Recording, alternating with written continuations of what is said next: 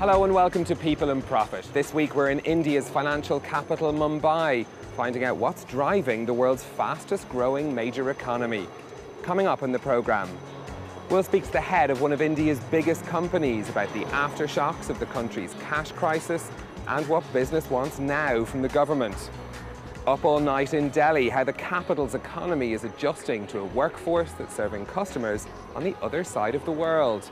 And Generation Startup, we meet the brightest young Indian entrepreneurs.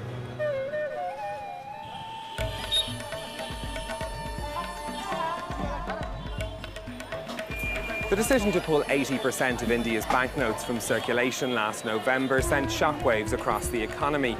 Many businesses were hard hit simply because consumers had run out of cash. Now, the economy at large appears to have escaped any major damage. Growth was 7% at the end of last year. But what does the future look like? Well, I've been speaking about this to Anand Mahindra.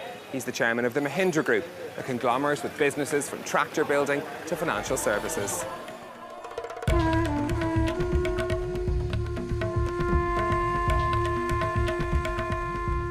Anand Mahindra, thank you for speaking to us. Can I start by asking you about demonetisation? It was a huge shock for the Indian economy. How did it affect your business? The month of November was, I think, a month of transition for everyone. Everyone did a double take. This was entirely unprecedented. It was new, but the forecasts of doom proved to be wrong. In fact, when you look back, I think what comes out is how resilient the Indian economy is. And I think we've got to begin to leverage that, look at it as a strength, that you can go through such a shock and yet adjust so quickly. So in our businesses, to put it very briefly, the businesses which are more rural were more affected because that's where cash used to be more of a staple measure of or way of transacting business. The urban products that we have, whether they be our urban passenger vehicles or other products that we sell in urban areas, those were less affected and in fact rebounded quicker. You've spoken in the past about the need for strong leadership for the Indian economy. Are you getting that from Prime Minister Narendra Modi? I think there's no doubt at all that in Mr. Modi we have probably the most stable and the strongest leader that you can see on the global landscape. We are indeed fortunate to have that. And he's a very fast learner too. So even if one thought earlier on about perhaps an unfamiliarity with economics or commerce, I think he's outdone his most vocal critics in showing that he has a very big and good grasp on what needs to be done to transform the economy. What sort of policies are needed now to boost business? There are a number of things he could be doing in terms of the biggest one, of course, is the GST, which is being implemented anyway, but with a majority in the upper house, which he is expected to have next year. You could tweak that in many ways and remove a number of the compromises that were made earlier to get it political acceptance. Clearly, disinvestment, for example, which has been low on his reform agenda up to now, I would hope would get a fillip.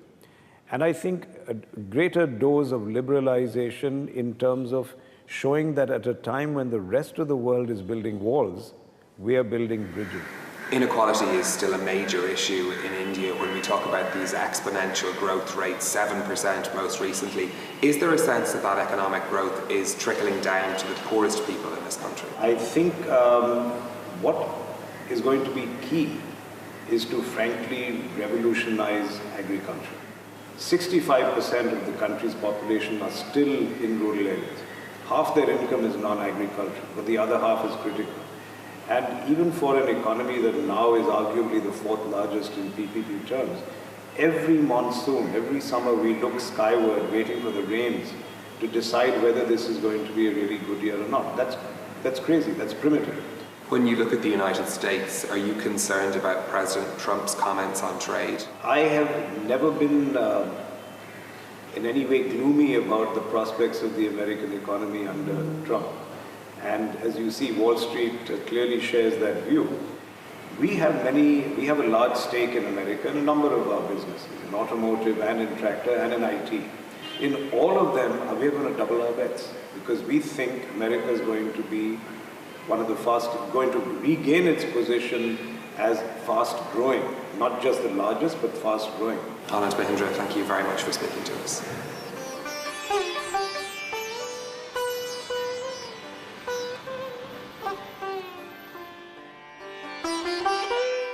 For years, international companies have chosen India as the place to outsource operations like call centres.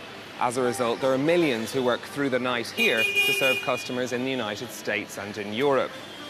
A recently passed law is helping New Delhi's economy to catch up with that change, permitting shops and some other businesses to open through the night. But it's not been a change without controversy, as our correspondents in New Delhi have been finding out. As Delhi settles into sleep, call centre workers stream from shuttles all over the city, setting out for another night at the office. In India, outsourcing is a $150 billion industry, and the capital is one of the country's biggest hubs. Thank you for calling. Ask PC Expert. My name is Purnima. How may I help you? Right now, I'm getting calls from US.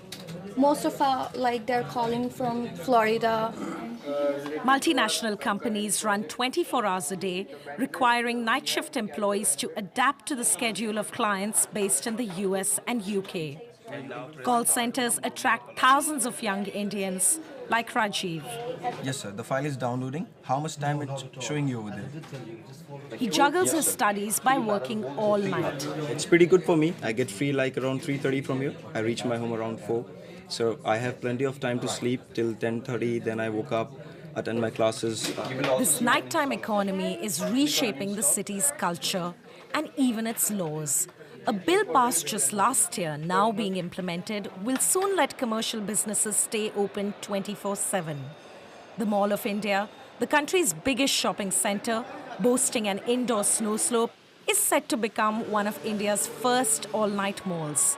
The capital's new 24-hour culture may soon be powered in part by women, thanks to another new law which grants women in retail the right to work all night. But the new wave of nocturnal workers is also sparking concern. It would be very difficult for a family to send two girls overnight for a night shift or something because of safety reasons, definitely. It's not like New York or New Jersey or any big city. So it would be difficult to get a cab or get bus or metro. After 11, metro goes close.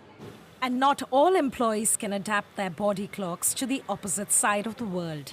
Like Bissy, who quit after 7 months of working in customer care all night.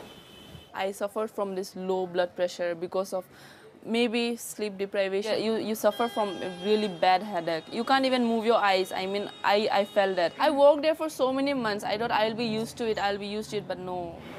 Still, in Delhi, millions of applicants continue to compete each year for night shifts.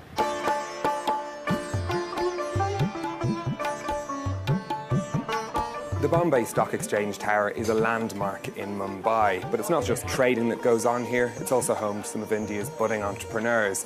This is the Zone Startups Accelerator. Around 30 companies are based here. They get office space, they get help and advice on business strategy, and all of that comes with a prestigious address. When we came to India, it was the first location outside of Toronto for us, and we knew that we needed to have a very strong local partner. So the Bombay Stock Exchange was a fantastic one for us, both in terms of the network they were able to expose us to, but also in terms of the location of the space itself. It's a very attractive address for startups to have, and it may not be intuitive necessarily that an exchange would partner with an entity like ours, focusing on early stage technology companies, but it's been very, very valuable for the companies themselves to be connected to the exchange. Well, let's meet some of those entrepreneurs that are based here at the Zone Startups Hub. I'm going to start by asking each of you to tell us a little bit about all of your companies. So FlexiLoans is a digital lending startup that actually aims to provide hassle-free, collateral-free, quick working capital loans to SME small businesses in India. Our company is called Bleetech Innovations, and we are building a smartwatch for deaf community. So be it like alarm clock, doorbell, your baby crying, dog barking, any sound, we can convert that into vibrations. So people cannot hear it, they will feel it through the vibrations. We are building a suite of tools that's customized and built ground up for the Indian audience. When I say Indian audience, we are building in 11 Indian languages. So it's a suite of tools, software products, mobile applications. What's it like to start a business in India at the moment? I think this is amongst the best time that I have seen. So all of us, my co-founders, have had at least 12 to 13 years of experience. And this is amongst the best time that we all feel motivated to actually start something here. We really feel that a startup can actually create a difference in solving hundreds of problems that technology is actually enabled to do. Are you hoping to expand your business in India or internationally or both? We are starting from India, so we would like to sell our devices in India, of course. But we also plan to launch our device internationally because deaf community outside India, they are very much united, very much mature than what we find in India. And technology acceptance, I would say, is more in outer countries than in India. When you look at the future of the startups ecosystem in India, do you think that it could grow to a point where it surpasses the United States? It's very likely because India is going through a metamorphosis. There are two different types of India, like the Bharat, as we call it in the native language, and India, which is fast-moving, the millennial, the Snapchat and smartphone-wielding iPhone users, versus a very son-of-soil, traditional India. So there are companies that are addressing both of these people. There are agro-tech, there are cattle and crop technologies and startups working on this, where they're onboarding farmers and people in the rural landscape. So there are even technology penetrating to that level in terms of digital inclusion, financial inclusion, so on and so forth. So to begin with, we are 1.2 billion people.